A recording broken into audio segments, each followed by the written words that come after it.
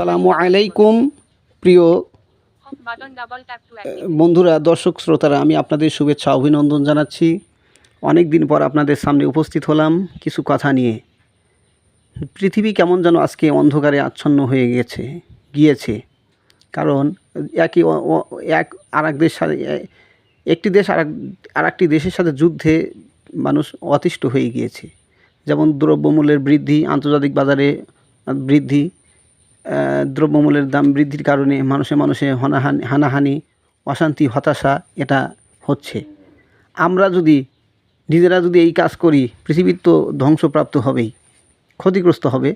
ধ্বংসপ্রাপ্ত তো অনেক পরের কথা, ধ্বংসপ্রাপ্তের মধ্যেই হবে, কিন্তু ক্ষতিগ্রস্ত হবে।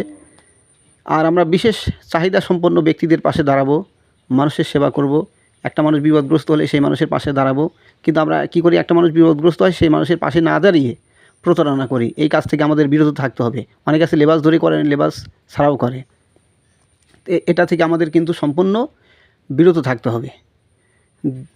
এটা দ্বিতীয় কথা হলো, আমাদের যদি সব ধর্মেই কিন্তু আছে পরিষ্কার পরিচ্ছন্নতা ইমানের অঙ্গ।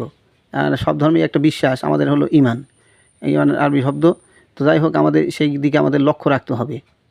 আর মানুষে সহানুভূতি, ভালোবাসা তৈরি করতে হবে। মানুষে মহাব্বত তৈরি থাকলে আল্লাহর রহমতের দরিয়ায়, আল্লাহর সাগরের ঢেউ জাগে।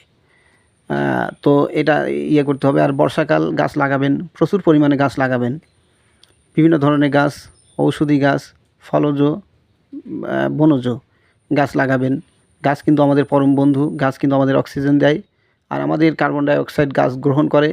এটাই হলো আমাদের কথা, এটাই হলো আমার কথা। আর এখানে অনেক ভুল ত্রুটি হয়ে গেলে আল্লাহর রাস্তায় মাফ করবেন। আর আমরা কি করি, আমরা বিপদে মানুষের পাশে না দাঁড়িয়ে আমরা হাসি তামাশা রহস্য করি। এই দেখতে পাচ্ছেন, এই যে এখানে যে গাছগুলো আছে, এই গাছগুলো কিন্তু খুবই ভালো মানের গাছ। আপনারা সবাই দেখতে পাচ্ছেন এই গাছগুলো আছে এখানে, তারপরে ওখানে গাছ আছে। গাছ কিন্তু খুবই ভালোবাসি আমি। আপনারা গাছকে ভালোবাসবেন। আর মানুষে হানাহানি দূর করবেন। এটাই হলো কথা। একে অন্যকে ঠকাবেন না। মানুষ খাদ্যে ভেজাল দিচ্ছে, মানুষ খাদ্যে ভেজাল দিয়ে মানুষকে ঠকাচ্ছে। কিন্তু একটা জিনিস বিশ্বাস করতে হবে, আজকে যে আপনি খাদ্যে ভেজাল দিচ্ছেন, আর একজন তো খাদ্যে ভেজাল দিচ্ছে, ওই খাদ্যটা আপনিও খাবেন। একজনকে খাওয়ালে আবার আর একজনেরটা আপনাকে খেতে হবে। তাহলে আপনি নিজেও ক্ষতিগ্রস্ত হচ্ছেন, অন্যরাও ক্ষতিগ্রস্ত হচ্ছে।